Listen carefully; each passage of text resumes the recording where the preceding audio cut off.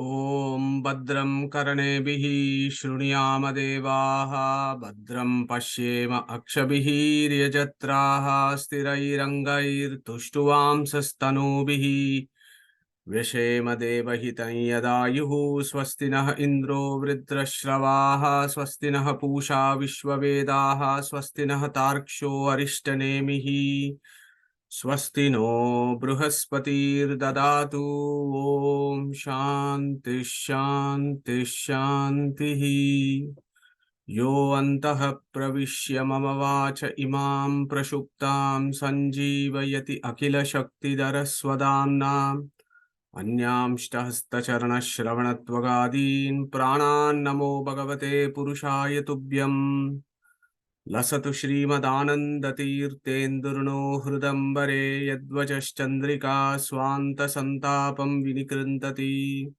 पदवाक्यप्रमाणज्ञान् प्रणम्य शिरसा गुरून् व्याकरिष्ये यथाभूतं विष्णुतत्त्वविनिर्णयम्.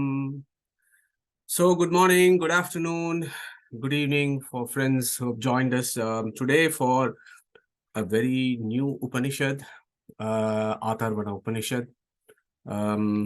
So let's dig in. Before we think about the Atharvana Upanishad, of course, we need to have a background of what we are talking here. Where does this Upanishad come in? What is the background to this Upanishad? So I think what we are going to do today is spend a lot of time thinking about these basic things about Vedas and Upanishads, and where does Atharvana Upanishad fall into place.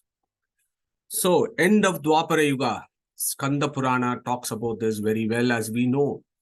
Narayanad Vinishpannam Jnanam Krutayuge Sthitam Kinchittad Anyata Jatam Tretayam Dwapare Akhilam Gautamasya Rishehe Shapad Jnane Tu Ajnanatang Gatehe Sankirna Buddhayo Devaha Brahma Rudra Purassaraha Sharanyam Sharanam Jagmuhu Narayanam Anamayam Tair Vignapita Karyastu Bhagavan Purushottamaha Avatirno Mahayogi Satyavatyam Parasharat Utsannan Bhagavan Veda Ujjahara Harihi Swayam Chaturda Vyabhajat Tamshta Chatur Vimshatida Punaha Shataja cha ekada chaiva tataiva cha sahasrada krishno dvadashada chaiva punastasyartha vittaye chakara brahma sutrani yesham sutratvam anjasa. So this particular verse from Skanda Purana gives us a situation as to what happened at the end of Dwapara Yuga, when much of the Vedic lore, one of the Vedic text, Vedic philosophy was lost. And at that point, Krishna Dvaipayana or Vedavyasa appeared on earth about 5,000 years ago. And to bring back the Vedic Sanatana Dharma onto Bharatvarsha, he took up a great journey of actually compiling all the Vedas, collecting all the Vedas that were available on Bharatvarsha, compiling them and separating them out into various parts, giving it down to his Sishyas, so that the Vedas can be preserved for eternity. Whatever Vedas that were left at the end of Dwapara Yuga was preserved for eternity. So what did Vedavyasa do? Of course, we know from all the things that we have read over the last 3+ years, Ananta Vai Vedaha, we know that the Vedic literature is infinite, because Paramatma's gunas are infinite. His auspicious attributes are infinite. And the purpose of the Vedas is to go and describe his infinite attributes. To describe his infinite attributes, you need infinite Vedas. So Ananta Vai Vedaha is a basic approach or a basic axiomatic truth of Sanatana Dharma. But at the end of Dwapara Yuga, much of the Vedic scriptures were lost, thanks to us. So it was all lost. We could not be bothered to preserve all this. But Vedavyasa did it a great favor. So what did he do? Chaturda Vyabhajat. So whatever Vedas that was left, he separated them out into 4 shakas. Rik Shaka, Yajur Shaka, Sama Shaka, and Atharva Shaka. He gave these portions of the Vedas to 4 of his chief students. Paila, Vaishampayana, Jaimini, Sumantu. So what happened after that? The Rig Veda was then became Upashakes, sub-branches. 24 sub-branches in Rig Veda. Yajurveda become two, Krishna Yajurveda and Shukla Yajurveda. Krishna Yajurveda, 86 sub-branches. Shukla Yajurveda, 15 sub-branches. Together, Yajurveda had 101 sub-branches or Upashake. Samaveda had 1,000 Upashakes of branches. Atharva Veda, about 12 branches. So, in ancient Bharatvarsha, each sub-branch of a particular portion of the Vedas was preserved by families. There was no notebooks or iPads to store all this. It was all in the brain.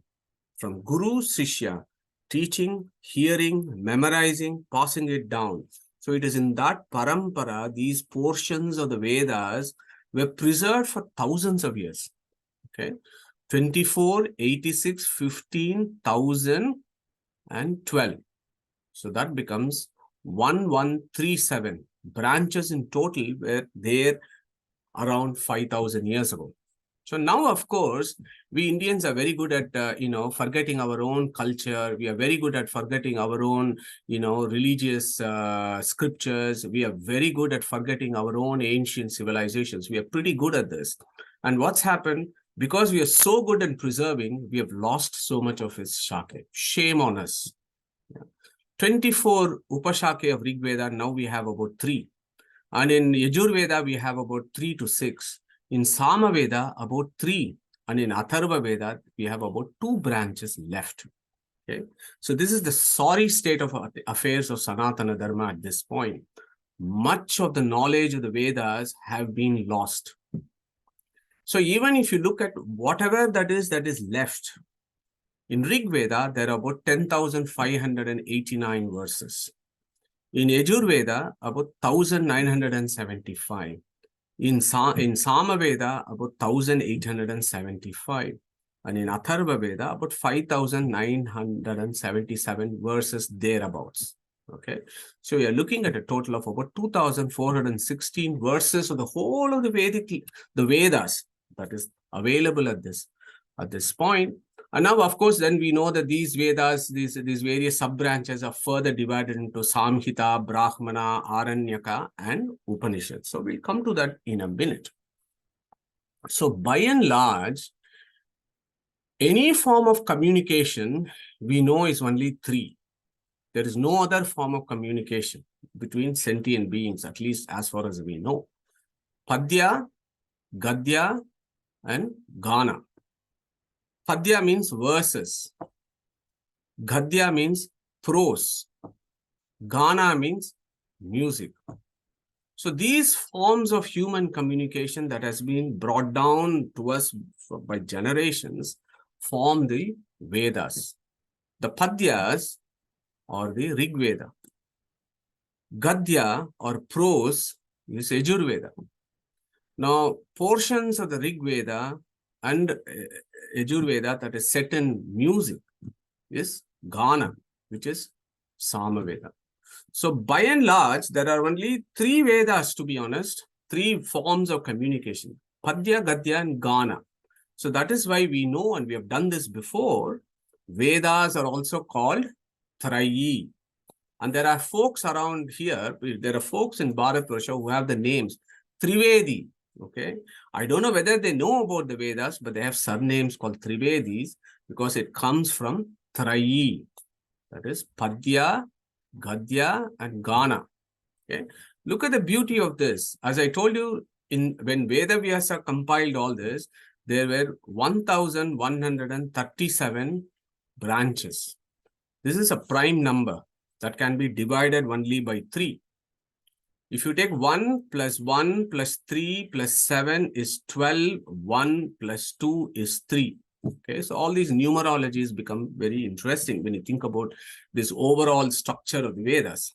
Okay, it's 3. Okay, but here is a small little quiz to wake us all up. If Vedas are only 3, or they are called Trayi, where did this Atharva Veda come from?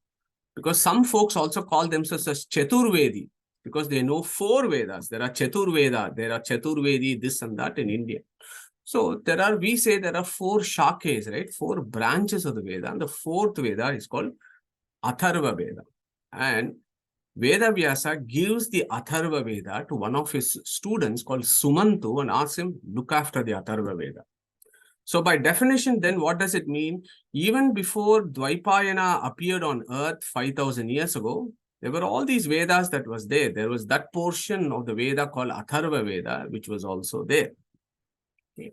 This becomes important for our Upanishad Chintana for the next 6, 8 months or 10 months or however long it is going to take to complete this. Because we are looking at Atharva Veda, one of the Upanishads of the Atharva Veda. So Atharva Veda was originally given to Chaturmukha's son, Atharva Rishi, okay? And he is going to be the main character when we start off this Upanishad. So hold on to this idea of Atharva Rishi, okay? He looks after, originally he gets it from Chaturmukha to look after that portion of the Vedas, okay? And Atharva Veda has combination. It has verses both, it is inspired by Rig Veda and Yajur Veda. So it has got components of Rig Veda and Yajur Veda, or you could say it has got both Padya and Gadya. So there are some aspects of Atharva Veda or the Upanishads which will have verses in various meters, in various chandas. And then you will have free running prose text like Yajur Veda. So that is the beauty of Atharva Veda. Yeah, so this is the overall structure of the Vedas. Most of us will be familiar with this, but this is just an introduction for some of the folks who are joining us for the first time. Okay. And then, of course, we all know that this whole Vedic literature is divided into Samhita, Brahmana, Aranyaka, and Upanishad. And we have done endless sessions thinking about how Shastra Yonitvad, Paramatma, can be known only through the Shastras. And Shastras, we know primarily are 7. And in that, the first 4 are the most important Apaurusheya Agamas, which is the Vedas. And Pippala, the Shruti says, Na Indriyani, na Anumanam, Vedahi eva enam, Vedayanti tasmat ahuhu Vedaha. Supreme being can be known only through the Vedas. That is why it is called as the Vedas, because they give us the knowledge of the Supreme Being. Na avedavin manute idam bruhantam sarva anubhum atmanam samparaye, Taitareya Brahmanam, which says, if you do not know the Vedas, there is no way in which you can know the Supreme Being. Gita, of course, has said, Vedaishta sarvair ahameva vedyaha. And we have seen in Kataka Upanishad, Sarve Vedaha yatpadam amananti, tapamsi cha sarvani cha yadvadanti, Yadichanto brahmacharyam charanti tatte padam sangrahena bravimi omityetat. So all these verses become important for us to revise and keep thinking about these verses to understand the importance of the Vedas. And I've told you about this Atharva Veda, which was given by Veda Vyasa to Sumantu to preserve. And there were 12 shakes. Now there are only 2 shakes that are available. Okay. So we are looking at Upanishads, right? So the Vedas are, as I said, large bodies of 6. You have Samhita, Brahmana, Aranyaka, and the Upanishad. And we are dealing with Atharvana Upanishad, and it is always helpful for us to understand what is the meaning of Upanishads. Okay, so I'm going to break for a minute, get us to think about this and contribute this as much as you can as to what is our understanding of what Upanishads actually mean. So go for it. We have 2 minutes to discuss this. Who is going to tell us what Upanishads mean?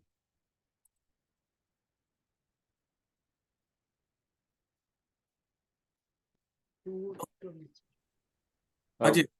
Yeah, it's a way to Brahman sitting near the Guru and learning from the Guru with nishtha or determination. Brilliant, Ajit. Thank you very much. That is, what we call as Upanishadana. Okay. Anybody else has any other views as to what Upanishad actually means? The one which elevates, helps us go higher into the understanding. Thank you, Suresh. Upanishadayati. Yeah, that is good. Anybody else? Okay. The secret knowledge. The secret knowledge. Very nice, Pratibhaji. Thank you. Upahvara. Upahvara means secret. Okay, yeah, so we got quite a few ideas here. So here are some of the ideas about why this portion of the Vedas is actually called Upanishad.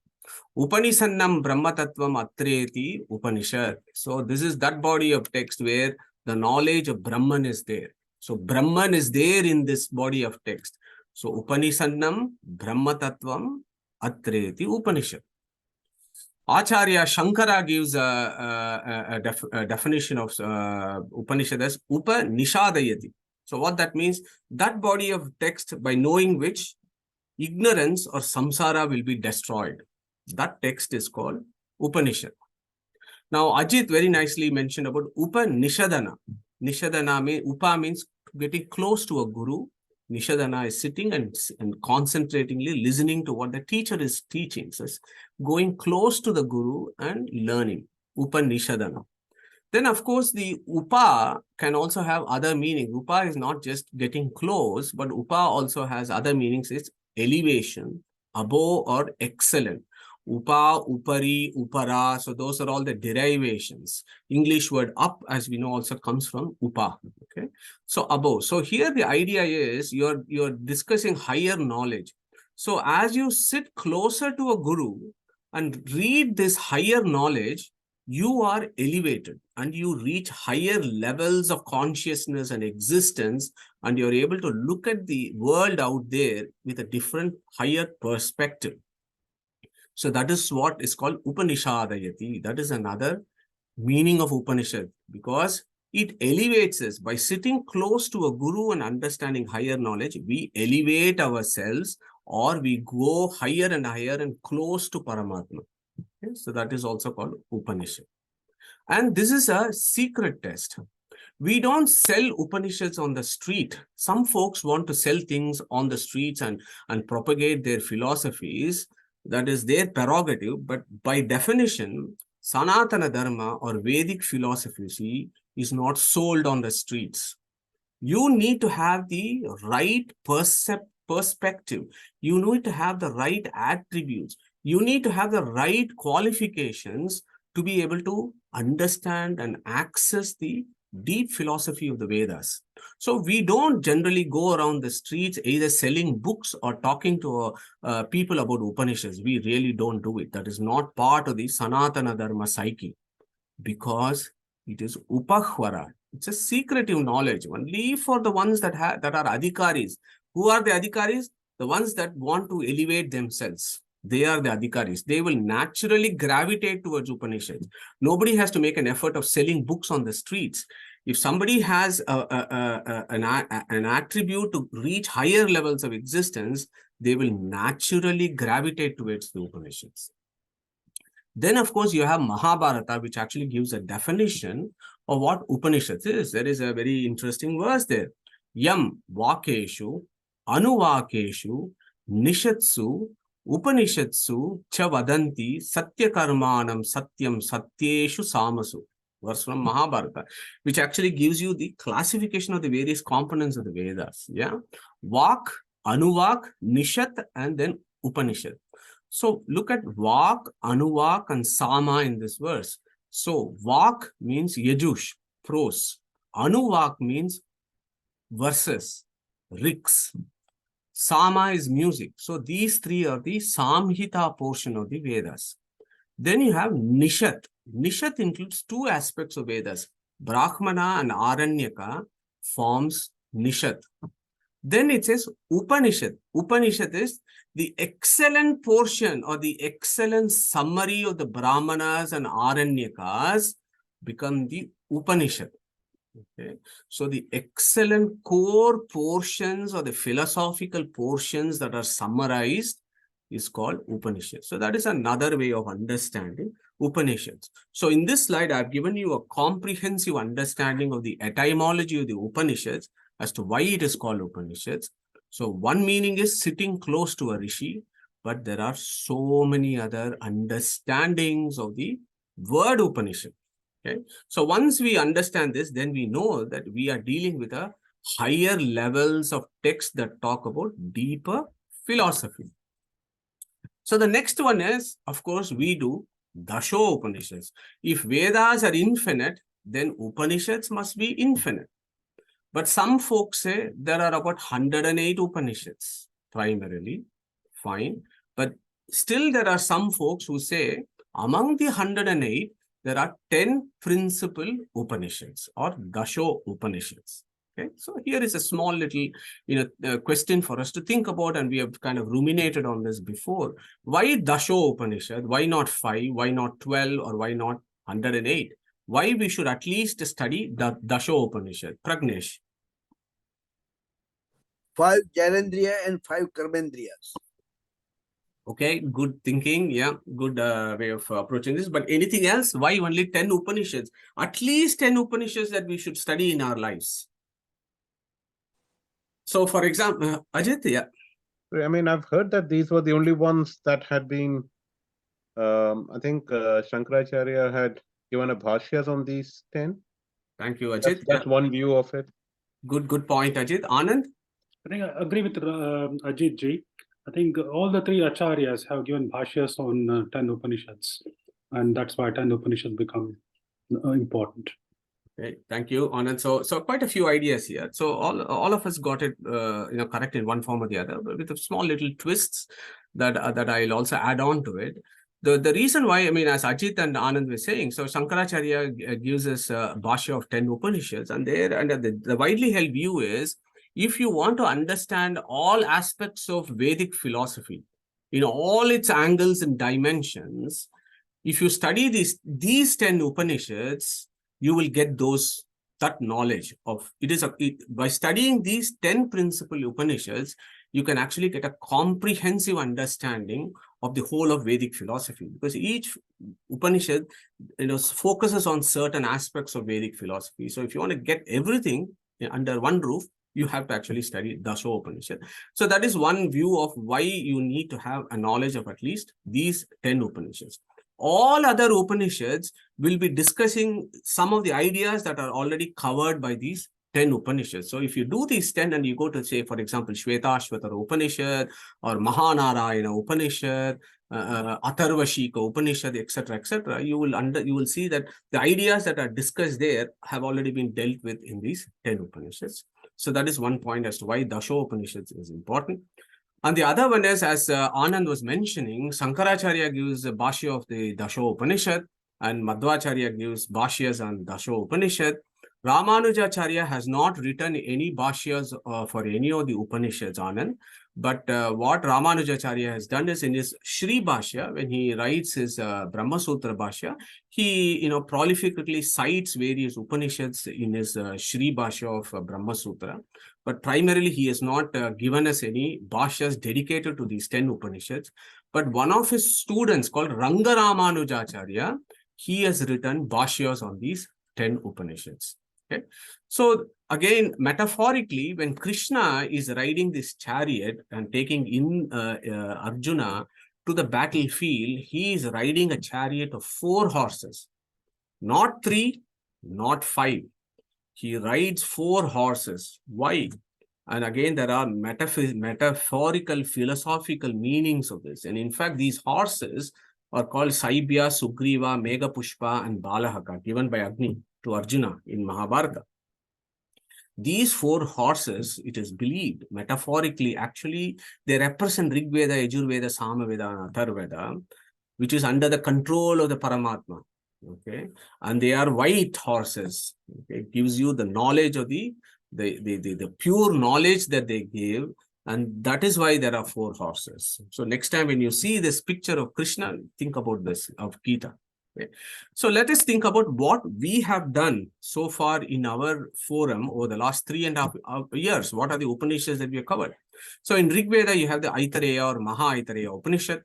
Then in Yajurveda, you have what Shukla Yajurveda and Krishna Yajurveda.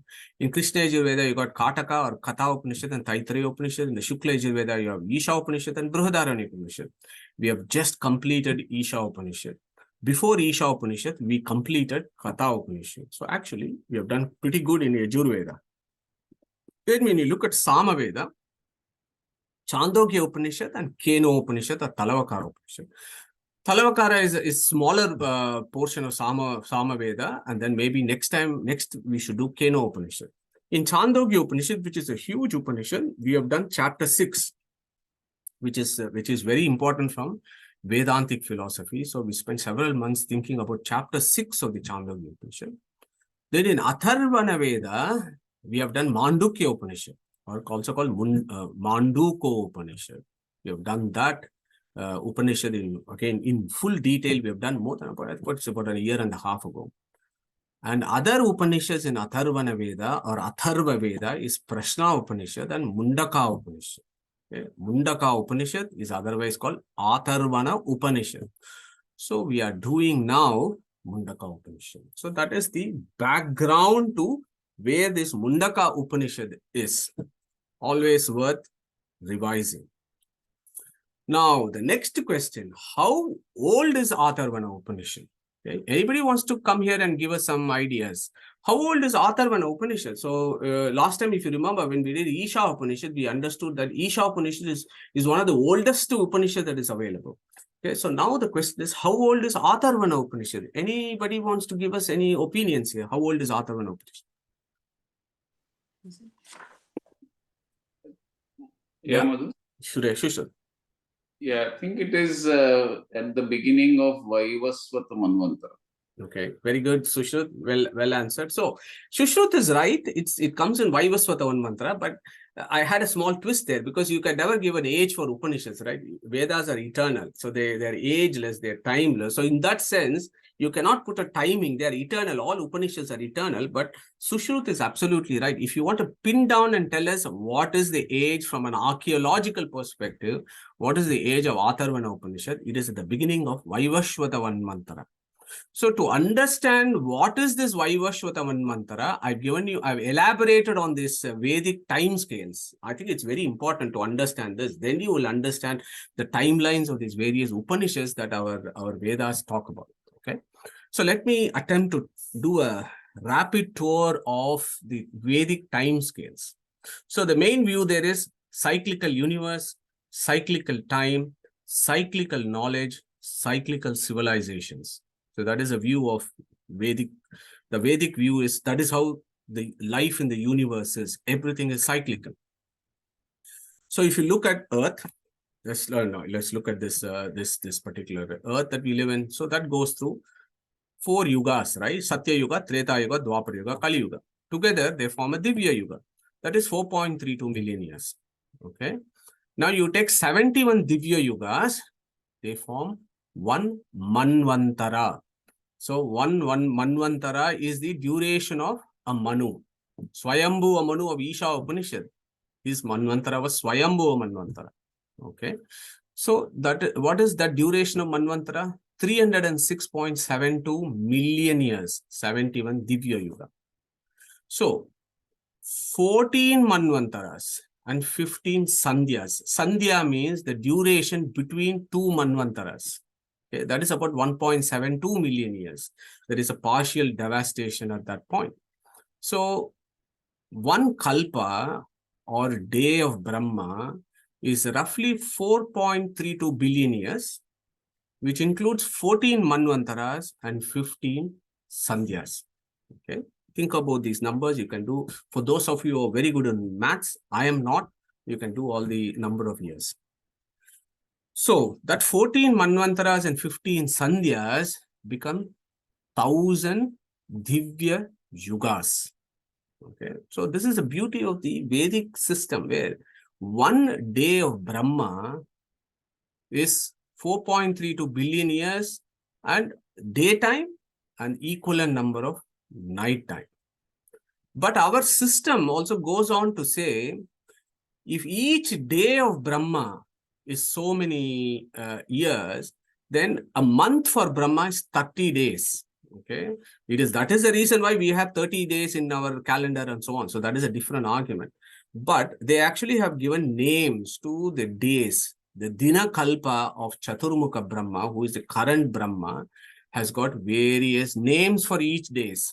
The first day of the month is called Shweta Varaha Kalpa.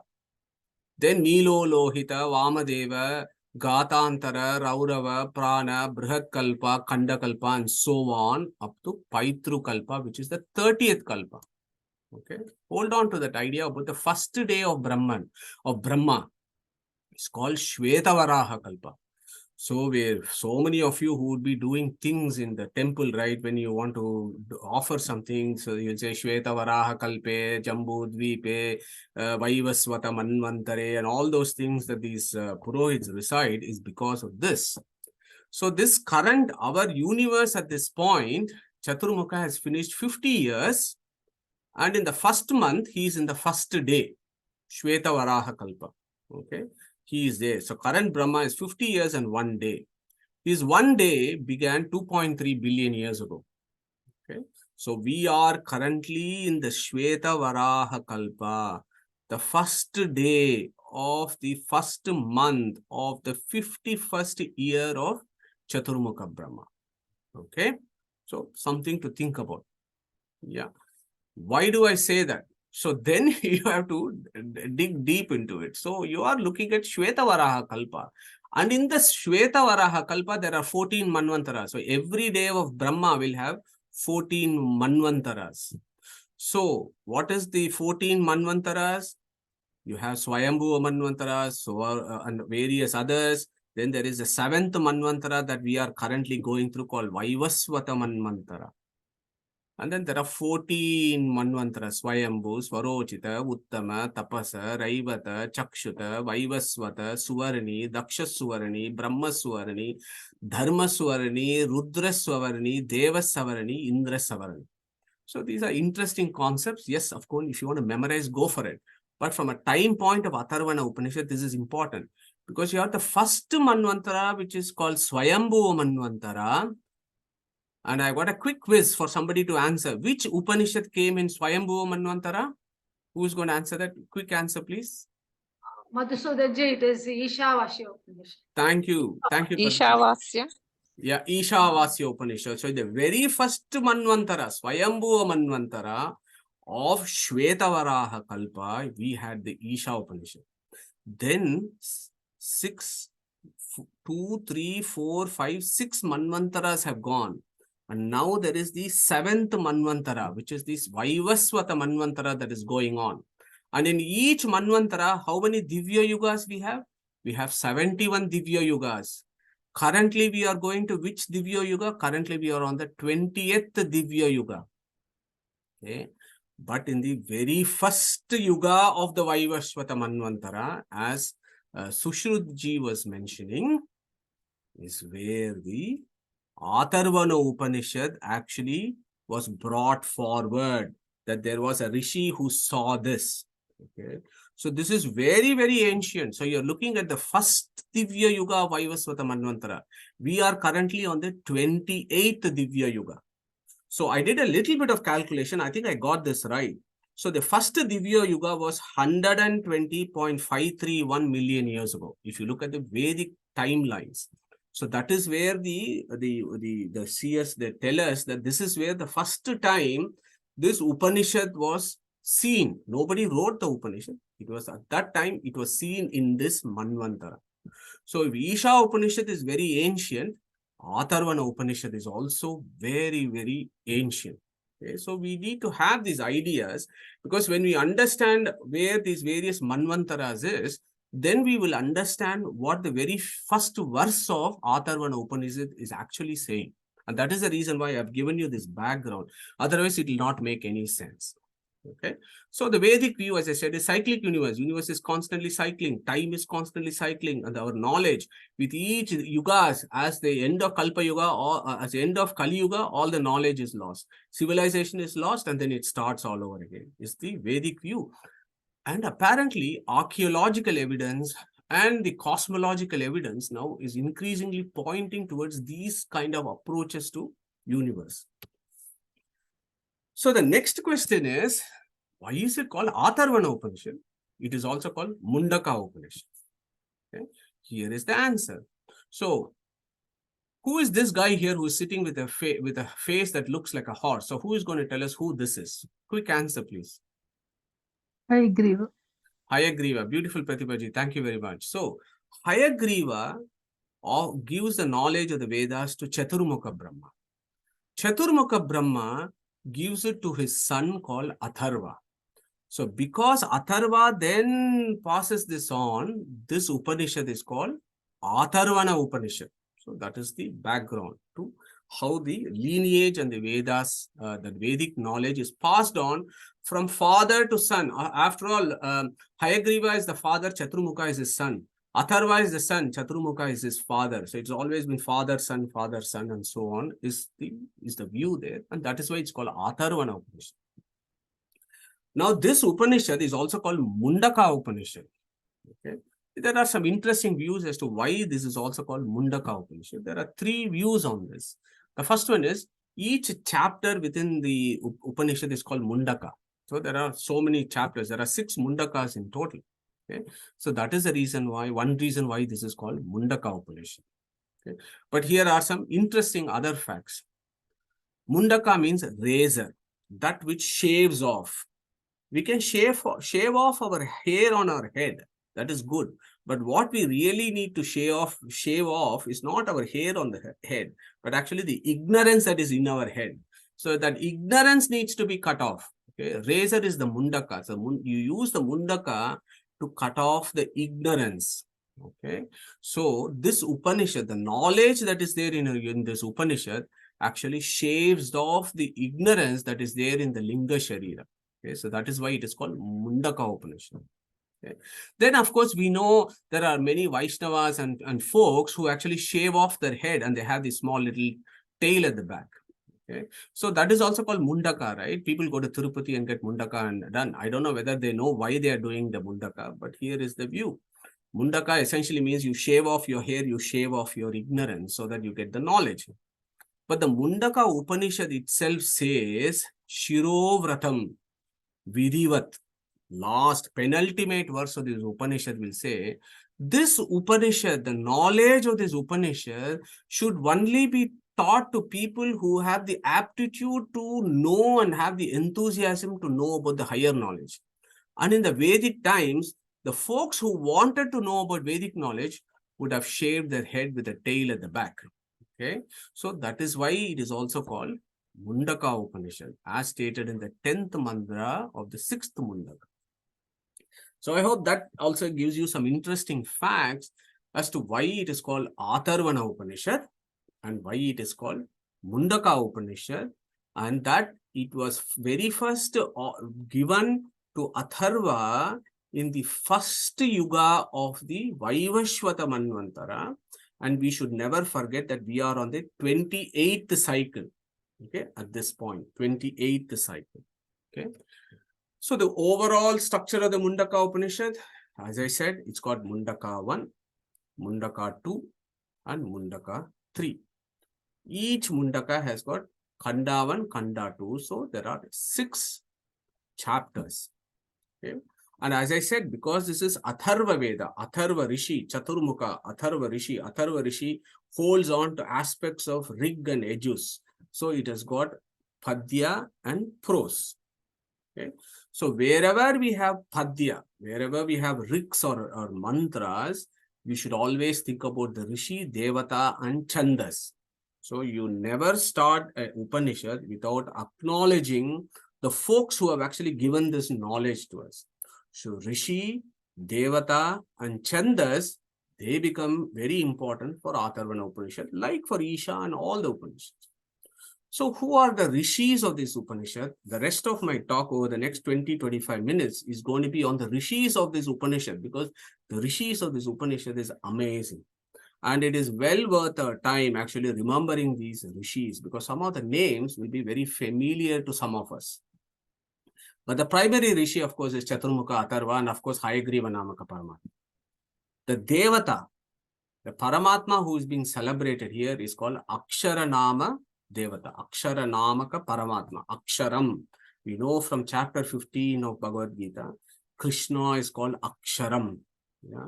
So Akshara, And Akshara is the Devata for this Upanishad. And many of the verses are in Anushtup Chandas. So here is a very quick quiz. How many syllables does Anushtup Chandas have? How many syllables in Anushtup? Okay, 32. 32. Yes, 32, Shilaji. Thank you very much. So 32 syllables in Anushtup Chandas, which is the common Chandas in this Upanishad. So we are now going to dig into the very first Khanda. So we are going into the very first Khanda of this Upanishad. Pratama Khandaha, Pratama Mundake, Pratama Khandaha. Om Brahma Devanam Pratamaha Sambhavuva, Vishwasya Karta, Bhuvanasya Gopta, Sab Brahma Vidyam, Sarva Vidyam, Pratishtam, Atharvaya, Jeshtaputraya Praha. Atharvena yam pravadeta Brahma, Atharvatam Purovacha Angire Brahma Vidyam, Sa Bharadvajaya Satyavahaya Praha, Bharadvajo Angirase Paravara, Shaunako Havai Mahashalo Angirasam Vidivat Upasannaha Papracha. Okay, so these few lines. So these few lines are beautiful because they give us the lineage of various Rishis from whom this knowledge of this Atharva Upanishad has come down. So I will make an attempt to go through this. We are not going to raise these verses because they are beautiful verses. So we will take our time and dissect out as how we have done in our sessions to understand what are these introductory verses. So the introductory verses actually tell us about all the Rishis who have actually given us this Upanishad. So let us look at the first line. Brahma Devanam Pratamaha Sambhavuva. Okay, very easy there. Brahma Devanam Pratamaha. Okay, what that literally means is among all the Devas, among all the Devatas, Brahma is the firstborn. Brahma Devanam Pratamaha. Chaturmukha Brahma is the first among Devatas. So to understand this line, we should have gone and revised our, the sessions that we have done on creation, right? Where you have Brahman or Vishnu, then Mula Prakriti or Lakshmi, so then Sattva Rajas Tamas, Shri Bhu Durga, and Lakshmi and Brahma, Lakshmi and Vishnu's first son in Padma Kalpa, as it's called, I'll come to that in a minute, is Chaturmukha Brahma. And we have done all these various material evolutes, right? Mahat Tattva, Ahankara Tattva, Vaikarika, Tejas, and Tamasa. So we need to bring all those ideas here. Then this understanding this verse becomes pretty straightforward. So he says, among all Devatas, so these guys are all the Tattva Abhimani Devatas of Brahmanda and Pindanda. Among all these Tattva Abhimani Devatas and all others, including you and me, the first chap who's come is Chaturmukha. Brahma there means Chaturmukha Brahma. This Chaturmukha Brahma is Pratamaha among Devas. Okay. Now here is another beautiful word here, and that is why etymology becomes important here. Sambhavuva. So he says this Upanishad says Brahmanam Devanam Pratamaha Sambhavuva. Okay. So Babhuva means what? So Babhuva means he was born. Sambhavuva. Born from this something called the Sam. Okay, Sambhavuva. Okay, so then the question is, who is this Sam? Sam is, as we know, is a shortened version of Sampurna. Sampurna, or the perfect being. Okay, in fact, some of you who might have studied Mahaitreya Upanishad, some of you who might have studied Vaidika Kosha and so on, Vishnu has got single letter names. There are 11 single letter names of Vishnu. So when you read the Vedas, wherever you see the single letters, it should remind you of Vishnu. Akaya, Pravisam, Bhuma, Vishnur, Vachakaha is what? Vamana Pandita Acharya. So there is another great Acharya who has done Bhashyas, who is going to teak on this. Vamana Pandita Acharya actually gives a reference as to what that sum means. Okay. So what that sum is, Akaya Pravisam Bhuma Sakaha. So there are 11 single letter letters that are names of Vishnu. We don't have time to go through each one, but we know Aha iti Brahma. We know that Aha iti Brahma, Kam Brahma, Ananda, Yapayati, Prakrishta, Vilakshana, Sampurna. So all those etymology, you understand why Vishnu is called all this. V is a shortened version of Vishnu. Sam is a shortened version of Vishnu, which means Sampurna or perfect being. Purna, Purushottama, all those things are the same. Brahman is the same, Purna. So the Upanishad says, this Chaturmukha Brahma is the first among Devas and he is the son of Vishnu. He comes from Vishnu. So that is the first line there that we understand. Chaturmukha is the son of Vishnu. Okay. And who is this Chaturmukha? It says this Chaturmukha Brahma is a big guy. Okay. Why is he a big guy? Again, we need to understand. I have to remind you of what this Padma Kalpa means. I told you about the Shweta 30 Kalpas, right? Shweta Varaha Kalpa, etc., 30 Kalpas once Chaturmukha Brahma is born. But before, at the point of his very first born, it's called Padma Kalpa. Okay, he comes from Vishnu in this lotus, right? So that is called Padma Kalpa. So this is talking about the Padma Kalpa, the very first time when Chaturmukha came into creation. And what did he do? Vishwasya Karta, Bhuvanasya Gopta. Beautiful verses. So Vishwasya Karta. Okay, this is very, very significant what he is saying here. And Bhuvanasya Gopta, he is celebrating this Chaturmukha Brahma and he says he is Vishwasya Karta, he is Bhuvanasya Gopta. So Vishwa means what? This universe. He is the creator of this universe. Vishwasya Karta. So this is one of the reasons why some folks talk about creator, generator, operator and all that stuff. And they say Chaturmukha created the universe. Okay. So that Chaturmukha created the universe should be understood from a very dependent perspective. Okay. He is a dependent creator of the world because Brahman, Paramatma, Vishnu is actually inside him as his Antaryamin and makes him to create. Okay. So that is the key ideas there. And that is why we need to understand the Vedanta and Vedic philosophy properly through the Upanishads. So when we say Chaturmukha is a creator, as a Vishwasya Karta, he is a dependent creator of the world who operates under the direction of Paramatma, who is this Antaryami. So he is a creator of this universe, a dependent creator of this universe, but he is also Vishwasya Karta. Okay. Vishwa, okay. Look at this word Vishwa, it is beautiful. V plus Shwa. Okay. Shwa, what does Shwa mean? Anybody wants to give a view of what Shwa actually means? We have done this in Isha Upanishad. Matari Shwa. Anybody? Moving around. Moving around, beautiful. Thank you very much, Srinivasanji. Yeah, moving around, Shwa, he is moving around. Matari means what? Sky. This one is moving around in the sky. What is moving around in the sky? Wind is moving around in the sky. Vayu is moving around in sky. So V, Shwa. So there is this entity which is so Vilakshana, Vishishta, Vishesha, and it is moving. And another way of looking at it is, if you say Akaya Pravi, V is the name of Vishnu. This one is always moving around Vishnu. Yeah, and in fact, that is he's always loitering around Vishnu. Vishnu means this one is constantly thinking about this Vishnu. And in fact, that's what Matarishwa means, isn't it? Ashapta Shivashu Matrushu. That entity that moves around the scriptures, which gives the knowledge of Vishnu.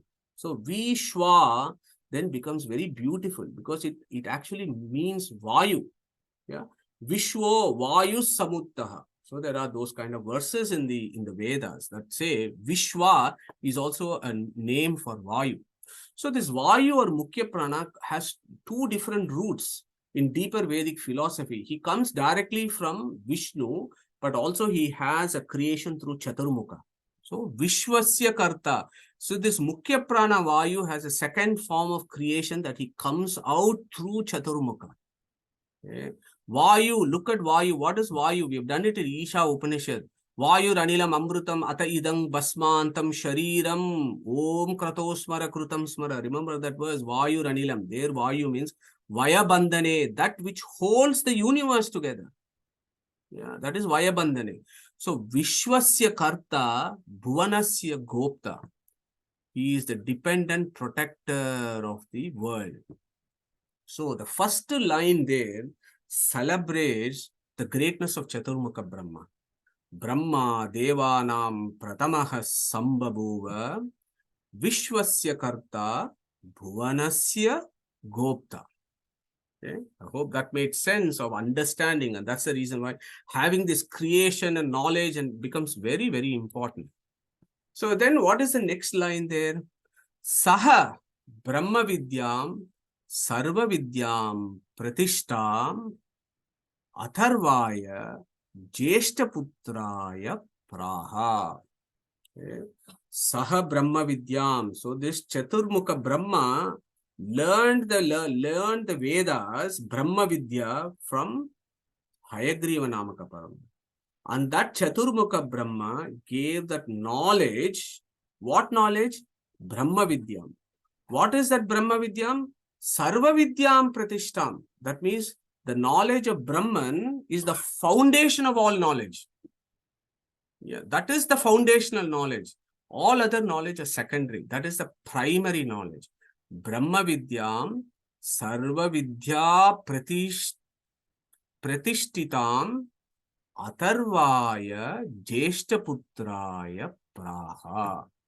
So that is the lineage. So he says Chaturmukha Brahma gave this foundational knowledge of Brahman to Atharva. Who is this Atharva? Jeshtaputra. What does Jeshtaputra means? Eldest son or the first son. So the first son of Chaturmukha Brahma in this line is Atharva. Hold on to that idea. That needs to be clarified a little bit more so that we understand the nuances of Upanishads. Okay, he says, he gives it to his Jeshtaputra and he puts the word there, Praha. What is Praha? Look at the etymology. Pra, aha. Aha means something he said. Vachana. Pravachana, Praha and Pravachana are the same. Pra means what? Prakrishtam. Prakrishtam means highest forms of knowledge or highest forms of discussion. Pratanam. Pratanam means ancient knowledge. And Pratamam means for the very first time in the Vaivashvata Manvantara, he gave this knowledge. So Praha means Prakrishta Vachanam, Pratanam Vachanam, Pratamam Vachanam. He gave to Atharva. Okay, so here is where if we have really followed the creation slides and so on, we would understand, right? Shri Bhu Durga Mahat. So how does it work? You have the Mula Prakriti, Shri Bhu, then you have the Sattva, Rajas and Tamas. They mix, then they form Mahat Tattva. A portion of the Mahat Tattva then becomes Ahankara Tattva. That Ahankara Tattva then differentiates into Tejasa, Vaikarika and Tamasa Ahankara. And then Tamasa Ahankara becomes all the other things, Tanmatras, Panchabhutas and etc. And then we understood behind each of these material transformations, there is a sentient being, and we trace that to Lakshmi, Shri Bhu Durga, Chaturmukha, Rudra, and then so on. Okay. So when you look at Padma Kalpa, so this is why knowledge is important about what is it that this Upanishad is talking about. So in Padma Kalpa, in the very first creation of the universe, Rudra is the son of Chaturmukha Brahma. Okay, so when the Upanishad here says Atharvaya Jeshtaputraya, we need to understand where in this equation this Atharva was Chaturmukha's first son. Certainly not in the Padma Kalpa, because in the Padma Kalpa, Rudra is the son of Chaturmukha, period. This is Vedic philosophy. I'm not talking about anything else. Hardcore philosophy of the Vedas in the Vedic pantheon.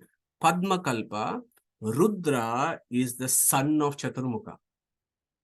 Then when we go to Shweta Varaha Kalpa, which is the first day of Chaturmukha Brahma in his 51st year, you have the Swayambhuva Manu. In the Swayambhuva Manvantara, Chaturmukha Brahma has got 4 sons, Muni Chatushtaya as they are called.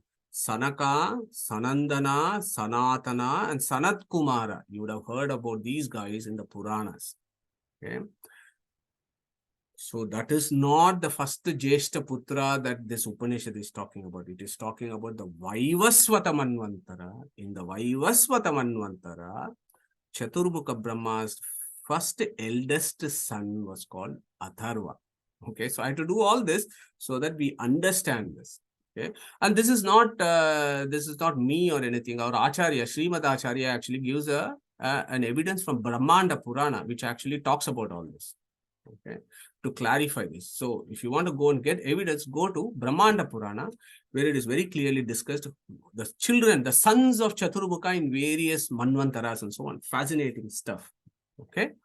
So I hope this line makes sense. So we got another 15 minutes I've got to go through this. Let me see how I do with this. So far we understood that this is Vaivasvata Manvantara, where Chaturmukha, Brahma Devanam Pratamaha Sambhuva, Vishwasya Karta Bhuvanasya Gopta, Saha Brahma Vidyam Sarva Vidya Pratishtitam Atharvaya Deshtaputraya Praha.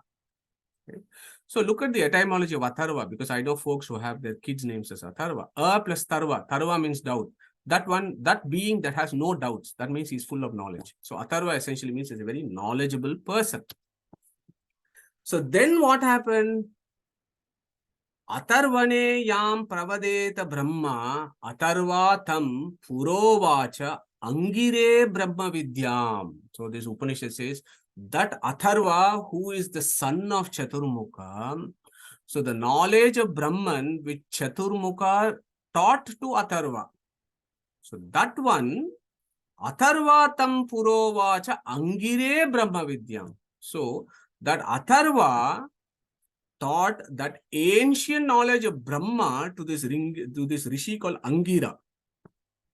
Okay, Angire. Purovacha Angire Brahma Vidyam. What happened then? Angira, he teaches to somebody else. But before we go to that, let us understand this. Pura Vacha Angire Brahma Vidyam. Brahma Vidyam is easy, knowledge of Brahman. Puro Vacha Angire. Pura means that is ancient knowledge. The ancient teaching was taught to Angira. Okay. Saha Bharadvajaya Satyavahaya Praha. Okay. This Angira Muni, what he did was, he taught this Brahma Vidya to Bharadvaja's son. Bharadvaja's son was called Satyavaha. Okay. Saha Bharadvajaya Satyavahaya Praha. So Bharadvajo, then what happened? This Satyavaha, this Bharadvaja means Bharadvaja's son, Angirase. Okay. Saha Bharadvajaya Satyavaha Praha, Bharadvajo Angirase Paravaram. So this Satyavaha then taught this knowledge to Angirasa. This is Satyavaha, he teaches to Angirasa. What did Satyavaha teach to Angirasa? Paravaram. Para means higher knowledge, spiritual knowledge. Avara means lower knowledge of material science.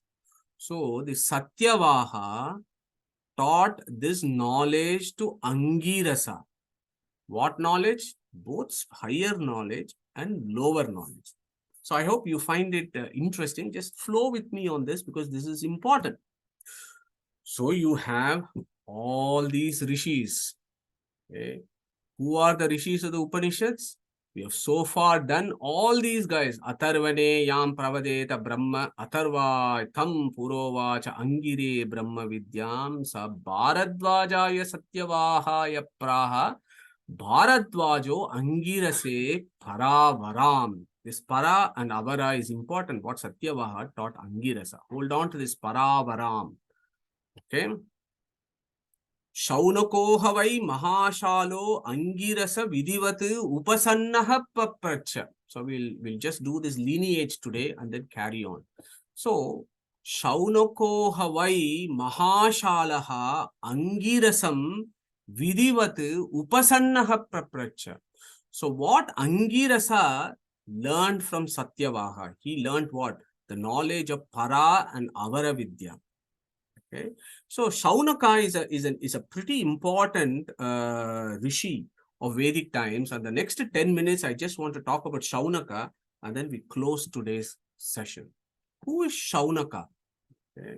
Shaunaka is he who knows Shunaka, or he who is the son of a Rishi called Sunaka. Nothing to do with the Prime Minister of UK. Okay. Son of Sunaka Rishi. Yeah. Rishi Sunak's son is Shaunaka. And also the Shaunaka is he who knows Shunaka. Shunaka becomes very, very important. If you think about Vishwasya Karta, Bhuvanasya Gopta that I talked about, and as I've told you before, everywhere in the Upanishad, those who read the Upanishad properly, etymologically, with Guru Mukha will understand that Mukhya Prana is everywhere in the Upanishad. Here is another example of how Mukhya Prana is described in the Upanishad. Who is Shunaka? Shunaka, Shuna. Shuna means that which wanders. Dog wanders. Shuna means dog. Can anybody tell us this verse from Gita where Krishna talks about dog with that word? Anybody wants to take it? Nita or Sheila ji or anybody, can you remember that verse? Shunichaiva Shvapakecha. I don't remember. Yeah, fantastic. Sorry, go for it. Vidya Vinaya Sampanne Brahmane Gavihastini Shunichaiva Shvapakecha Panditas Samadarshinaha. Beautiful. So Shuna. So Krishna also talks about Shuna, dogs. The Antaryamin is the same everywhere is the meaning in that verse, as we all know. So Shuna means dog. Why is dog called Shuna? Because it wanders. We know dogs wander everywhere. That is where people who have dogs as pets, they put some rope around their neck and they take them for a walk because they have a tendency to wander. Who is another being that wanders in the Matari? Matari Shwa, Vishwa, that one which wanders. This Vayu wanders in the sky. So Vayu Tattva is also called Shunaka in the Upanishads. Shunaka means Vayu. So in that sense, that being, that this Shaunaka had knowledge of Shunaka. So that is a primary meaning of that. Yes, he may be the son of the Rishi Sunaka, but he actually had the knowledge of Shunaka, who is Mukhya Prana. In fact, there are lots of interesting evidences in the Upanishads itself, and I was looking at it a few days ago, where in the Upanishads, Vayu is described, or Mukhya Prana comes as a dog, literally as a dog. So for those of you who want to go to Chandogya Upanishad, first Adhyaya, 12th chapter, look at these beautiful verses, okay? I've just given you a reference in Chandogya Upanishad. We don't have time to look at this in detail. Yeah, Atataha, Shauvya, Dalbyo. I don't have time, but there is an incident where Vayu comes, Mukhya Prana comes as a dog, and he sings Samaveda in Chandogya Upanishad. Okay. Shuna and Ka. Shuna means knowledge. So he who has Jnana, Ka means Ananda. He who has Jnana and Ananda, the highest levels in the Jiva Koti, is Mukhya Prana, who is called Shunaka. And this fellow, Shaunaka, not only was a son of Rishi Sunaka, but he also had knowledge of the Vayu Tattva or Mukhya Prana. So Shaunaka means he who knows Shunaka or Mukhya Prana. Who was he? He was a Mahashalaha, and he was a Mahashalaha. Yes, he gives this Upanishad celebrates the Shaunaka as a great Rishi. And it says he is Mahashalaha. Mahashalaha. Shala means institution, or Yagnashala or Patashala. You can say both, Yagnashala or Patashala. Okay. So here is Shaunaka's CV that I've done a bit of a research to summarize here who this Shaunaka was.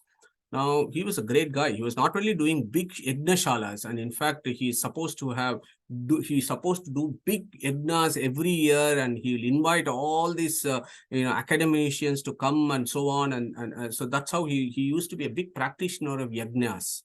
He used to do a lot of yajnas. Okay. He was a grandson of Rishi Gritsmada. Okay. Can anybody tell me which mandala of the Rig Veda is called Gritsmada mandala? It's a tough question, but go for it if anybody wants to go. Which mandala of Rig Veda is called Gritsmada mandala? Second mandala. It's a great Rishi Gritsmada. He was a grandson of Rishi Gritsmada and son of Sunaka, as we know. Now, Shaunaka himself has got great lineage of learning because, as you know, Sumantu, remember that Sumantu where Vedavyasa gives him this stuff. So there is a view about how he comes. There is some literature on that. He was a Kulapati, chancellor, the principal of the institute which taught 10,000 students. And he is known to have done 12-year-long yajnas. And in fact, he used to live in this Naimisharanya. We are all very familiar with Naimisharanya, isn't it? I've got a quick quiz here. What Purana is this and where did this happen? Do you remember this picture? And anybody can tell me which Purana happened in this particular Naimisharanya? And who is this guy and who is this guy? Bhagavata Purana. Bhagavatam. Beautiful, thank you. And who are the two characters there, Pratibhaji? Suta Muni and Shaunaka ji. Okay, yeah. So Shaunaka, okay, he comes in Bhagavatam also because he also learns from all these people. So this guy lives in Naimisharanya. He has huge yajnashalas. And he is a chancellor of this Patashala of 10,000 students, and he does a lot of yajnas. And he's a prolific writer. Vidanas for Rigveda, Anukramani for Rigveda. He does so many works, and there is a lot of documentation as to all the works that Shaunaka himself has done. And of course, Shaunaka is very famous in the Puranas, isn't it? They always start with Shaunaka ask the questions to this group of Rishis to understand the Puranas. So you will see Shaunaka coming in many places. Parabrahma Upanishad, Pippala, the Rishi, and Shaunaka are having a conversation. Yeah. So this guy is pretty big. And this guy is himself very exalted. But what did he do? Shaunako Havai Mahashalaha Angirasam Vidivat Upasannaha Papracha. So you remember that Angirasa, who learned the Brahma Vidya from Satyavaha, Shaunaka goes to Angirasa. But how did he approach Angirasa? With Vidivat. Vidivat means with a certain rules, with a certain way. You don't go to the Rishis in Vedic times with money and so on. You go with Samidhi. Why do you need Samidhis? Sticks. That is the fees. You give them, not the fees. If you want to learn something, you take sticks to the Rishi and say, here is the Samidhi for your yajna. And then please accept me as your student. Okay, so that is how he approached. Vidivat Upa Sannaha Papracha. Papracha means inquired. Okay. So I've got a quick quiz here. Which tree is these sticks are made of? Chapter 15. Ashwatha. Beautiful. So, Ashwatha tree. So primarily Ashwatha tree sticks form the Samidhi for Yajna. So I had to go through this lineage very carefully because I can't stress enough how important our system actually gives importance to the Rishis who have given this knowledge down the generations. So we have to do our Shashtanga Namaskara to these Rishis first, even before we start learning what this Atharvana Upanishad is telling us. Atharva yam pravadeta Brahma Vidyam tam purovacha angire Brahma Vidyam sa Bharadvajaha Satyavaha praha Bharadvajo Angirase Paravara. So the Rishis of the Atharvana Upanishad is, yes, of course, Hayagriva Namaka Paramatma Chaturmukha Brahma, but we should be thinking about Atharva, Angira, Satyavaha, Angirasa, and Shaunaka. So these are all the Rishis who have actually given us this knowledge. So we will deal with the rest of the verses next week. But what the question then is, what did Shaunaka ask Angirasa? Shaunako havai mahashalo Angirasam vidivat upasannaha papracha. What did he ask? Kasminnu bhagave vijñāte sarvamidam vijñātam bhavati. This is the foundational question of philosophy. And I want to take it up in all its glory in the next session. Yeah, we need to understand this, how this question is asked. Kasminnu bhagave vijñāte sarvamidam vijñātam bhavati. What is the most important thing to be learned, knowledge to be gathered? When we did Chandogya Upanishad, 6th verse, Shvetaketu approached his dad with a lot of arrogance. At that point, his dad asked him this question. Okay, Shvetaketu yendu somyaidam mahamana anuchanamani stabda astu tam adesha prakshya yena ashrutam shrutam bhavati amatam matam avijnatam vijnatamiti. He asked, his dad asked him, Uddalaka asked that question to Shvetaketu, who was arrogant. But here, this guy, Shaunaka, is himself such a great person, but he goes to Angirasa in a very humble way. He gives him some sticks and says, Kasminnu bhagave vijnate sarvamidam vijnatam bhavati. This is the primary question for all seekers. What is it that we need to know, knowing which means we know everything? And that is what we are going to be delving with next week. And for that, Angirasa goes beautifully in this session. Probably we'll spend 2 sessions talking about it. Tasmai sahovacha dve vidye veditavye itihasmayat brahma vido vadanti paracha eva aparacha tatra apara rigvedo yajurvedaha samavedo atharva vedaha Siksha, Kalpo, Vyakaranam, Niruktam, Chando, Jyotishamiti, Atapara, Yaya, Tad, Aksharam, Adhigamyate. So he gives that final analysis and says, this is what Paravidya is, this is Aparavidya is. And if we, as somebody who is following Shaunaka, understand this from Angirasa, I think our lives will be very much enriched, because there is the big issue about ritualism and metaphysics, about karma and jnana. In fact, Vedavyasa in his Brahma Sutra actually talks about this. There are 4 students of Vedavyasa, apart from the 4 folks who takes these various branches. You have Jaimini, you have Ashmaratyaha, you have Audulomihi, you have Kasakritsnaha. They are all students of Vedavyasa, and they actually talk about what is karma, what is jnana, how can we have how can we reconcile karma and jnana, how karma is a route to jnana and jnana to bhakti. So all those discussions happen because Shaunaka is an epitome of that. He does all the yajnas, but he is also seeking knowledge for higher purpose. So what that knowledge is, what that Paravidya and Aparavidya is, we will continue next week, and I hope I was able to give you a background to Atharvana Upanishad and all the Rishis. So think about these great guys, because some of you will have Gotras. Some of you may be under that family in this audience. We'll have Bharadwaja Gotra, Angirasa Gotra and all that. So we need to understand who these great Rishis are. Most of us seem to have forgotten about this, but these Upanishads actually remind us and give us an opportunity to contemplate on these Rishis. Yeah, so let's not forget them, but then from next class, we will start making our onward journey to Paravidya and Aparavidya. So on that note, Krishna Pranamastu, and we'll close today's session unless there are any questions. Namaskar, Madhuji. Thank you. It was very nice, very enlightening.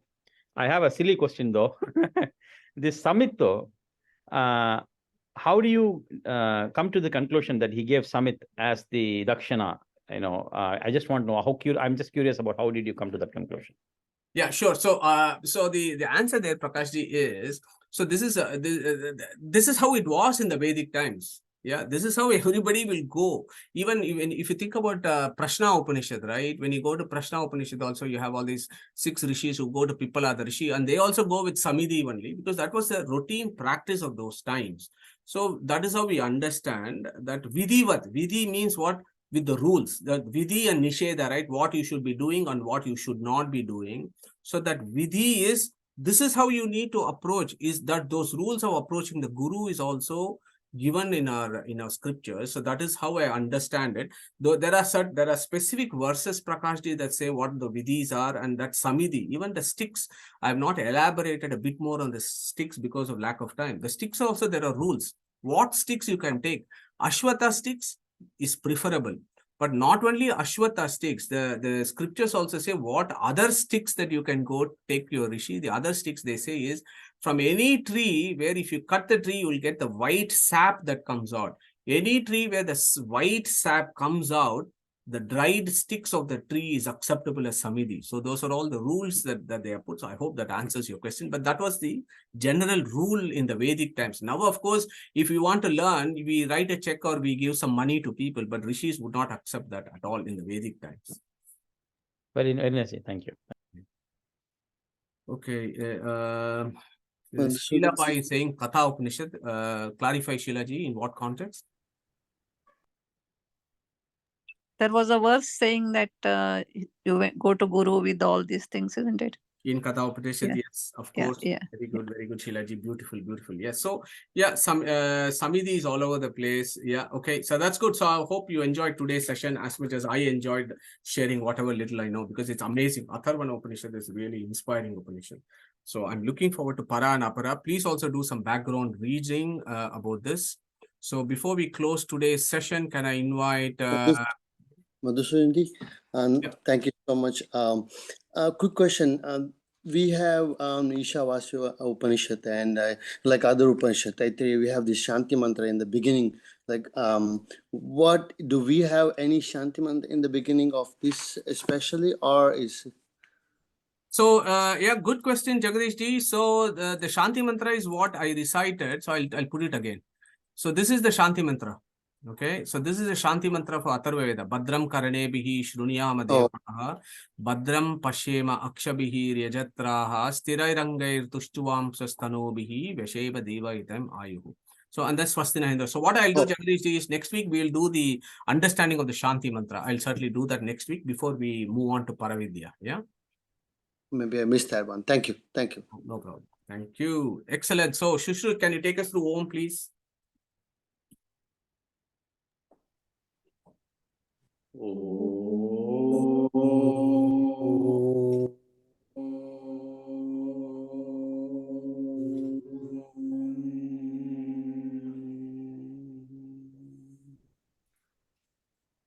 Excellent. Thank you very much, everyone. We'll see you next week. And hopefully next week, we will also be able to make some exciting new announcements on how the Gita Chintana, Gita recitation, all those things are going to be planned. So there is a dedicated team looking at it. So hopefully we'll be able to share with you the nitty-gritties of how that is going to operate next Sunday. Okay. So on that note, Hare Krishna, take care, and we'll see you next Sunday. Guru Bhyo Namah. Yeah. Yeah.